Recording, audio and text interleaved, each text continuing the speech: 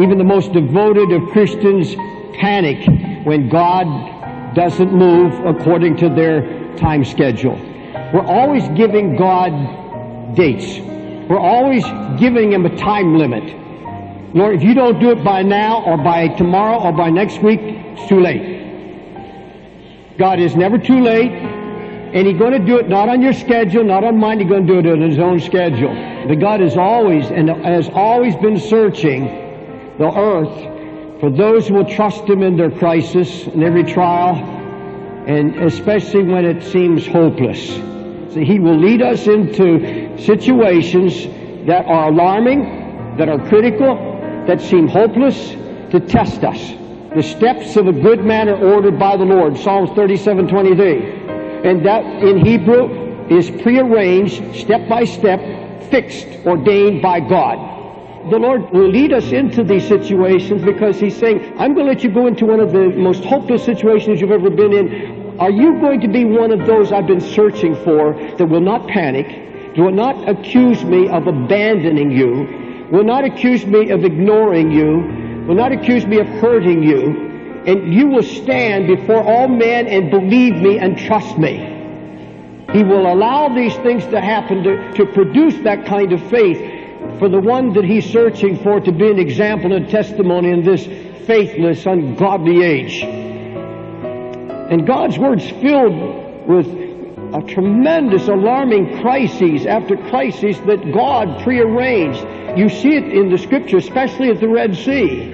This is completely arranged by God. God says, I'm after something in you. I'm trying to bring you into a situation where you can practice faith. I'm putting you in a situation that only faith can bring you out. Only faith. Only absolute trust in me will ever get you out. He humbled thee.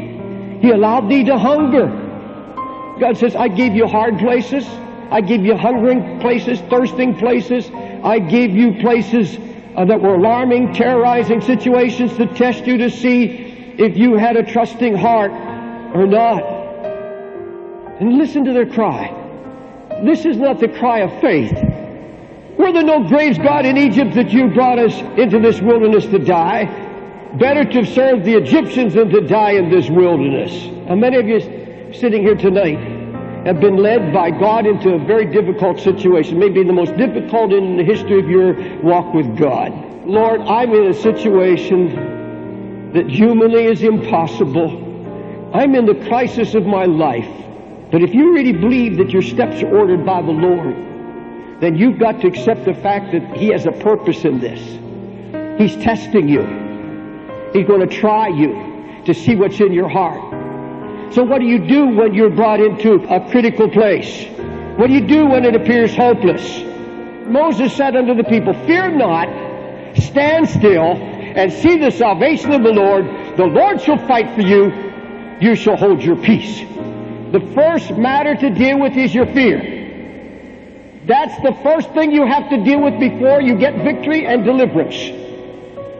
They were given a promise. In fact, when God said, don't fear, He immediately gives them a promise that should chase away that fear. He says, God's going to save you. He's going to fight for you. So still your heart with this promise. God says, I'm going to deliver you. I'm going to save you. Let that be your strength. Let that truth, my promise, drive out that fear. God has commanded us to take His Word. He's commanded us to take the everlasting covenant promises and deal with our fears. You can never go on to hear God's clear voice of direction or out from the Scripture or anything else until first you allow the Holy Ghost to deal with your fear. But before you ever hear the Spirit's voice of direction, there's something God expects of us, something He requires of us. And it's this matter I'm talking about, this matter of standing still and waiting on the Lord to act. Now, this is not a suggestion, this is a commandment. He's not suggesting you be still in your crisis. He's commanding you to be still.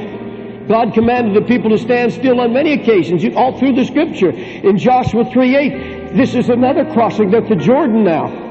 God commanded, when you are come to the brink of the water of Jordan, you shall stand still in the Jordan. And as soon as the soles of the priest shall rest in the water of Jordan, the water shall be cut off and stand in a heap. Now get that. He said, you go into the water and you stand and rest. Rest. And you know what that word means? Stop all your activity. Cease from your striving is what it means in Hebrew. You go into the water and you cease from all your efforts, all your striving. You put your feet in the water. You see the priest standing there? They're not moving. And God is working. How many people are running around sweating? He said, go into the water, plant your feet, and rest. He said, I'll part the waters. And when you and I stop our everlasting striving to please God in our own power and abilities, then we're going to hear from God. You said, well, Brother Dave, didn't Israel have to take the sword at times and fight hand-to-hand combat? On one condition, yes, on one condition. Only after they were shut in with God, stood still, and got detailed direction. Let me tell you what I believe is required in this matter of standing still before the Lord. This is not passivity, and it's not resting on fate. It's not trusting fate. Fate says, well, whatever will be, will be. No, because faith changes everything. This is an active faith that rests on God's promises. It's a ceasing from all questioning, all doubts, and all useless striving. Because that striving, ceasing, means ceasing even from your questioning. No more why, how, when. Oh, my communion is right here in the book. My communion is worship. My communion is praise. My communion is trust. That is true intimacy with the Lord. Because you can talk about intimacy, but if you're not trusting Him, you gave me everything I need. You love me. I love you. I worship. I praise you. I'm going to rest in you. I'm going to rest on your covenant promises.